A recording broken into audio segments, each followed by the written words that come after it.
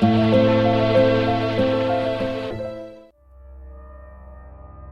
is a question we have all asked. Are we alone in this universe? While despite our ever-increasing technology and knowledge, we do not have a definitive answer to that question. Now there are two very strong and popular signs of belief the life, the night, the wave signal and the black night. I have already mentioned those in previous videos. To year 5, what people say prove or strongly suggest that we humans are not alone. The link between ancient Egypt and extraterrestrials has long been distressed, and we are all familiar with the speculation about alien intervention when it comes to the Egyptian pyramid design and construction. But whether you believe in that theory or not, there is one thing that people swear shows strong signs aliens did visit Earth during those times. The Egyptian hieroglyphics, which are literary characters in a symbolic alphabetic form of writing, and one of the most interesting discovered hieroglyphics that many say has links with extraterrestrials is the 2,000 to 3,000 year old so-called Abydos helicopter. It was found in an ancient temple that was built by Seti I and his son Ramses II in Abydos, Egypt. Now, looking at it, what's the first thing you can spot? Well, there's no denying that this looks like a helicopter, this looks like some sort of boat or yacht, this looks like a ship of some sort, and that looks like what many say is a futuristic ship or glider. So this was found on a stone slab that was supporting the ceiling. It was studied and concluded that it was nothing more than accidental illusion caused by overlapping hieroglyphics, where plaster had been set onto the stone to replace the writing underneath, and that was it. They were sort of left and not talked about again. But there are a few researchers who say there is much more to this. They concluded that if the Egyptians wanted to overlap any existing writing, they would simply replace the limestone. It's believed the hieroglyphics would have been engraved on the ground and they're elevated up into position. So if a change needed to be done, researchers say they could have just replaced the block and wouldn't have to replaster it.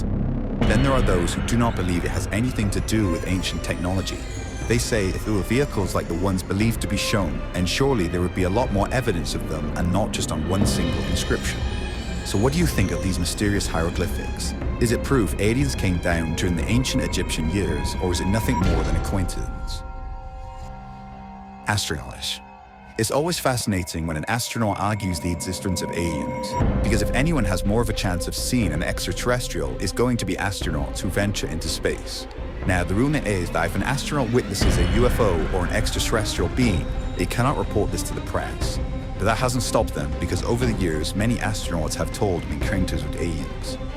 In June 1965, when astronauts Ed White and James McDivitt were passing over Hawaii in a Gemini spacecraft, they say they witnessed a strange-looking metallic object with long arms sticking from it. McDivitt took pictures, but he said that it did not capture what he could see properly due to the glare and the grubby window.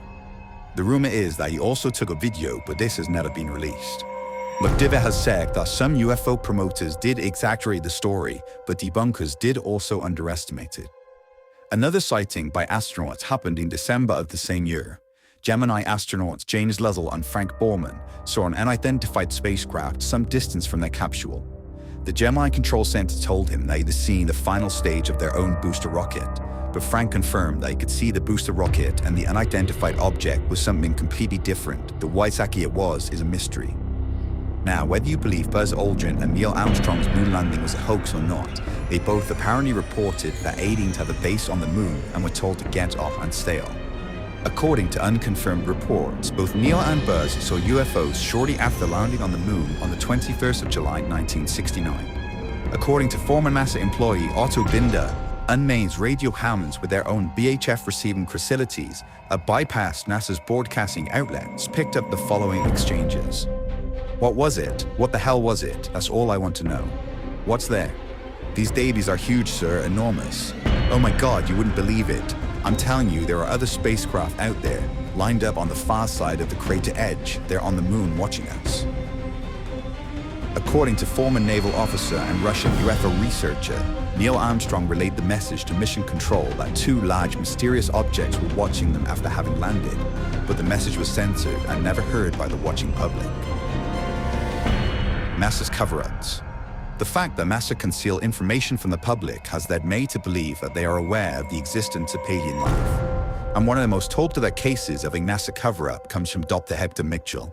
He was part of the Apollo 14 space mission in 1971, and during his 2 lunar missions, he spent 33 hours on the moon. Dr. Mitchell said that he was aware of several UFO visits during his career, but each one had been covered up. He said that workers at the space agency had described aliens as little people who look strange to us. Dr. Mitchell stated that their technology is far more sophisticated than ours, and if they were hostile, we would be gone by now. He is also told that the believed Roswell alien crash of 1947 was real, and the reason it was covered up was because the US did not want the Soviet to know of the craft's technology, and they did not know if the apparent alien being was hostile or not. Apparently, officials from NASA have commented on Dr. Mitchell's statements by saying, NASA does not track UFOs and is not involved in any sort of cover-up about alien life on this planet or anywhere in the universe. Dr. Mitchell is a great American, but we do not share his opinions on this issue. But Edgar continues to claim that aliens and alien craft are real and is positive that we are being watched right now. Another thing people more recently have pointed out is the International Space Station's HD live feed is often cut when objects are seen in space. In 2014, NASA allegedly cut the live feed coming from the Earth viewing cameras mounted on the space station just when a mysterious UFO appeared to hover over the Earth.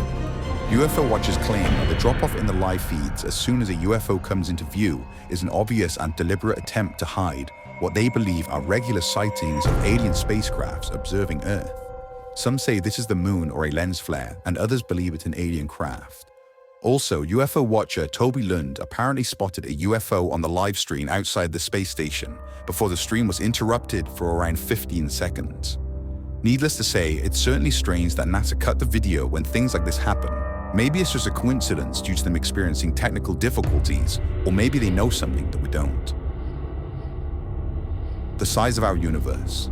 Now, even those who do not believe in the UFO or alien photos and videos going around, there are many that say, due to the sheer magnitude of the universe, it's impossible for there not to be another life form. To understand why people say alien life must be out there, you must first realize how big the universe is. It's believed that the diameter of the observable universe is around 28 billion parsecs, which is around 93 billion light years. Now, a single light year is just under 6 trillion miles, which is a ridiculous number. So 6 trillion times 93 billion. And don't forget, that is just what we can observe. And it's not that we don't have the technology to observe any further, it's just that life from other objects hasn't had enough time to reach Earth since the beginning of the cosmological expansion. And with all that, astronomers at the University of Auckland have said that it's believed there are around 50 sextillion planets in the observable universe. Now I will leave you to decide whether you think that only one out of those 50 sextillion planets can harbor any form of life. Some believe that civilizations are currently existing on Earth-like planets right alongside us, and others believe we could even be the bacterias of another life form. Add all of that with the possibility of infinite or multi-dimensions, and you take things to a whole nother level. Whether you believe in any of those theories or not, there is absolutely no denying that the universe is incredible and has left us with many unanswered questions. The Men in Black. Now, although this sort of ties in with the thought that NASA are covering things up, the Men in Black deserve a talk on their own. The Men in Black are thought to be government agents who harass or threaten UFO and alien witnesses to keep them quiet about what they have seen. Over the years, there have been many myths flying around about them, and whether they exist or not is still a mystery. But if they do, then many say it proves that there is something out there that the government do not want us to know about. Now, whether their existence can be confirmed, there are tons of reports of people believing they have had encounters with them, like the one told by Dr. Herbert Hopkins, a respected family physician from Old Orchard Beach, Maine, who was studying a UFO case in September 1976. When the phone rang and a man identified himself as a representative of a New Jersey UFO organization. The man asked him if he could come to the doctor's house to talk to him about the UFO case. He said that he could come around, and after the call ended, Herbert got up from his chair to turn on the lights, and the man was already in his house walking up the stairs. Hopkins was so shocked at how he was in the house without knocking in such a short amount of time, and was even more shocked at the man's strange appearance. He said in an interview he wore a neatly tailored black suit, black shoes, black socks, a white shirt with black tie, and a black hat. He also told reporters that the man was as bald as an egg and had no eyebrows or eyelashes. Herbert said he could tell the man was wearing lipstick, as when he wiped his mouth with the back of his glove, his lips were smeared and there was red lipstick on his glove.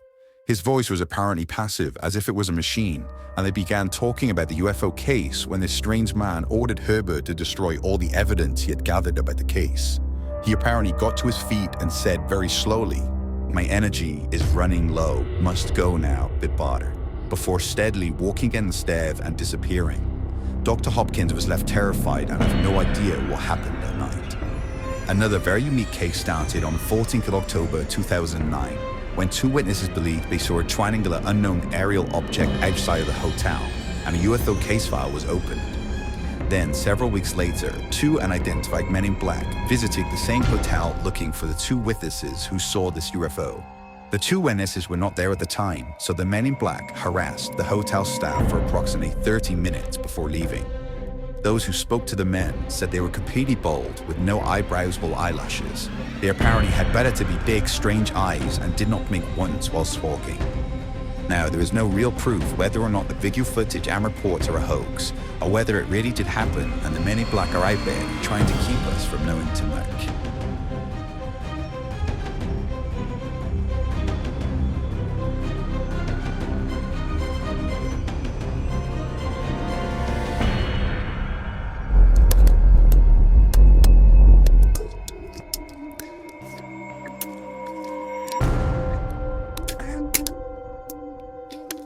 Tuplex Fred Harry Gregory Gears.